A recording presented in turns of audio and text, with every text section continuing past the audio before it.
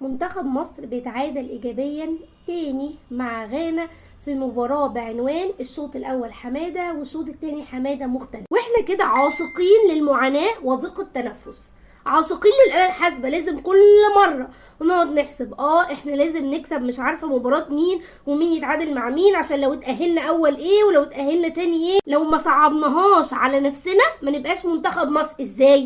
ازاي ما نقعدش على اعصابنا وانت مش عارف ايه اللي هيحصل. فبدون مقدمات تعالوا ندخل في تفاصيل المباراة. الشوط الاول كان بعنوان الولا حاجة، مفيش اداء، مفيش روح، مفيش تنظيم، مفيش لعب جماعي. عارفين صفر بصوت رمضان مبروك ابو العالمين حمودة بالظبط، صفر من المنتخبين، يعني مش مصر بس، لا مصر وغانا صفر كبير. الحقيقة ان السبب في كل اللي بيحصل ده والملام الاول بالنسبة لي اكتر من اللاعبين هو فيتوريا اللي قدم اداء غير جيد في مباراة موزمبيق. كنا عشمانين بقى ان مباراة غانا قلنا فريق اكبر، لو نخلص نعرفش نلعب بقى مع الفرق الصغيرة، مع ان مبقاش في فرق صغيرة. هنلعب بقى مع غانا، هنعمل اداء كويس وهنكسب. تعلمنا من الاخطاء اللي شفناه، لا هو ما اتعلمش من اي حاجة. ومع احترامي الكبير جدا لفيتوريا، هو قبل كل المباريات دي كان بيلعب باداء هجومي، كان بيلعب بمروان عطية، محمود حمادة، اي حد غير النني رقم 6.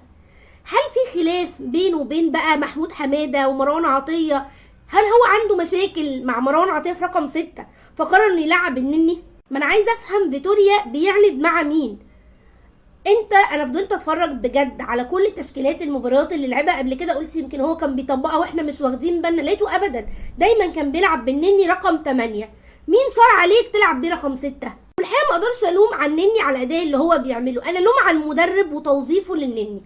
رقم 6 للنني هو مش عارف يقوم بالادوار بتاعه استخلاص الكوره، بتاعه قطع الكوره، بتاعه بناء اللعب، التمرير، الجزء الدفاعي، لانه بيبقى شايل الجزء الدفاعي كله لوحده. فده مأثر على الميكانيزم بتاعت خط النص كلها، اللي هو انت تخيل عندك لاعب رقم 6 اهو واقف، هو مش عارف ولا يقطع الكوره ولا يستخلص، وقدامهم 2-8. لو بنتكلم في المباراه دي كان عندك امام عاشور وعندك الناحيه الثانيه حمدي فتحي.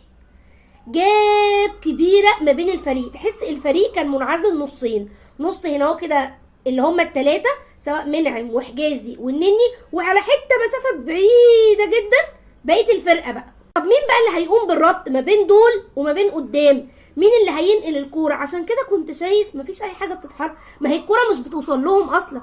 احنا عمالين الكوره نستلمها، النني يقوم مرجعها لحجازي، يقوم مرجعها لمنعم، نلعب لونج باص مش عارفين نلعبه، فالكوره ما بتوصلش، فمفيش اي حاجه. اللي كان عامل لقطه الخطوره الوحيده هو عمر مرموش بمجهوداته الفرديه، بياخد الكوره ويجري، حتى وهو بيجري مش لاقي اي مسانده معاه، فبيوريك ان حتى مفيش خطه لده.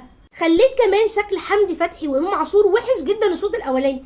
حمدي ولا هو عارف يلعب ناحيه اليمين ده مبدئيا، وحمدي بيلعب شمال، فهو مش عارف يطلع ويتقدم، لانه فاكرين حمدي مع كولر كان بيطلع ويتقدم لغايه منطقه الجزاء، فهو ولا عارف يخش منطقه الجزاء لان الكره مش واصله له، فبيضطر ان هو يرجع يدافع، فبيلاقي ان النني مش قايم بادواره، فبيخش على المنطقه دي ان هو يدافع، فبقى واخد ادوار مركبه كتير هو مش عارف يقدم اي حاجه منها، سواء كان هو او سواء كان امام عاشور نفس الحال. عارف كان منطقي بالنسبه لي حتى ايه؟ العب ادي النني بيلعب هنا اهو، وادي حمدي فتحي هنا اهو، وقدامهم امام عاشور، على الاقل بيلعب باتنين قدامهم حد يعرفوا ان هم ينقلوا الكور. لكن المساحات الكبيره دي طب مين هيديهم الكوره؟ في اكتر من كوره كنت بشوف مثلا بتيجي لحجازي فاتح له عمر كمال عبد الواحد وبيشاور، او فاتح له الناحيه محمد حمدي، بس هما ما بيلعبالوش، فبنفضل نحرجم حوالين بعض في نفس الدايره المغلقه. شوط اول من الولا حاجه بيتحملوا فيتوريا، عشان بقى يعني الماتش يزيد عليك والشوط الاولاني يزيد عليك سوء. غانا اللي ما جاتش اصلا، ما جاتش غير باخطاء مننا. المدرب طالع بيقول احنا كنا نستحق الفوز. نستحق ايه؟ انت جيت اصلا يعني قدمت حاجه في المباراه غير الخطأين اللي انت جبنا منهم بتاع قدوس؟ محمد صلاح بيتصاب وبيخرج، وبعدين مصطفى فتحي بينزل، الكوره بتتقطع منه، لسه ما كانش خد حساسيه المباراه. انا بقى عندي مشكله في الجون ده في حاجه مهمه جدا. اول حاجه النني ده مكانه كان المفروض هو اللي واقف هنا بيغطي، وحمدي جاي متاخر عشان هو كان بيحاول يغطي على الجبهه الثانيه، فده غلط كده مرتبك، هو ده الارتباك اللي حاصل دايما في خط النص، بس دي منطقه النني. وبعدين قدامه كده لو بصيت حجازي واقف كده وعبد المنعم واقف كده، فسايبين مساحه شوارع ان قدوس يستلم ويشوف والزاويه مفتوحه ويشوف. وقبل الماتش قبل الماتش لو كنت سالت اي حد كنت قلت هي ايه يا جماعه نقطه خطوره غانا، كان هيقول لك خد بالك ده عندهم التسديدات بيلعبوها بشكل مميز. لو رجعنا للفيديو اللي فات فاكرين اللي عملناه قبل المباراه، واي حد مش بتكلم عني اي حد كان هيقول لك ان قدوس هيكون اضافه قويه جدا لان كل اهدافه جايبها بنفس الطريقه. فيا فيتوريا ما بيتفرجش يا في حاجه غلط. دخلنا الشوط التاني وعمالين بقى نصرخ يا فيتوريا غير النني، يا طب العبوا رقم 8 لو انت عاوزه، طب اي حاجه يا فيتوريا. لا هخش بنفس الاداء. بس هنا بقى انا بحسب الكريدت كله للاعبين مش لفيتوريا. اللاعبين اللي دخلوا تقريبا بقى ما بين الشوطين حسوا ان صلاح خرج، فاللي هو القائد بالنسبه لهم اللي كانوا بقى بيرموا عليه عارف كل هموم المباراه في الاخر صلاح بيشيلها، وحسوا ان هم ممكن يخرجوا من البطوله، فابتدت تبان شخصيتهم. وده اللي عجبني، انه ابتدوا لا احنا لازم هنقاتل وهنلعب لاخر سنه. والشوط التاني كان عنده اداء افضل. وبالنسبه لي النقطه الفيصليه التانيه بعد خروج صلاح في المباراه هو لما قرر يخرج النني ويلعب بقى بحمدي فتحي وامام عاشور 2 بس في خط النص، وينزل تريزيجيه اللي قلب الماتش لصالح المنتخب. ولك ان تتخيل عزيزي المشاهد ان 2 في خط النص كانوا افضل واحنا بنلعب 3 في خط النص.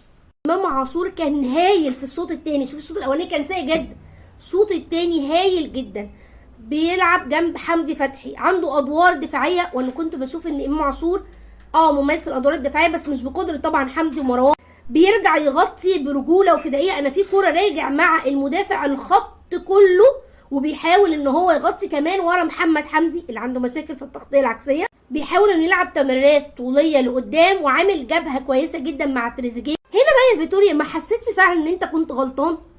ما حسيتش ان فعليا لو كنت نزلت حد غير النني رقم 6 كان يبقى افضل؟ على فكره هو ممكن ينزل مروان عطيه اللي احنا بنناشد بيه ويبقى وحش. ليه؟ لانه انت لازم تحط لكل حد ادوار معينه على قد ما هو بيعرف يعملها. ولكن المشكله في فيتوريا وخطه اللعب اللي انا مش عارفه هي متغيره ليه. المهم برضو لو رجعنا للفيديو هتلاقي كل الناس بتقول ايه؟ عندهم مشاكل في الجبهه الشمال، لو قطعنا يا جماعه الكوره هنعرف ناخدها. فاللعيبه تحس الحمد لله يا رب تقريبا اللعيبه حد سمع الكلام ده، فابتدوا ان هم يضغطوا مجهودات فرديه فعليه سواء بقى تريزيجيه عمر مرموش، ابتدوا يغلطوهم. تمريره من تريزيجيه غلط فيها عمر مرموش قدر ان هو يسجل الهدف الاولاني بعد ما الطريقه اتحولت ل4-4-2. واسوأ حاجه في الدنيا من وانت حاسس ان كعبك ابتدى يعلى وخلاص الجيم بيجي لك وهنقدر تجيب الهدف التاني، يخش فيك التاني بعد دقايق مفيش بخطأ دفاعي ساذج من محمد حمدي. يعني هو امام عاشور ومعاه محمد حمدي، طب انت سبته يرفع ليه يا محمد؟ يعني انت سبته يرفع.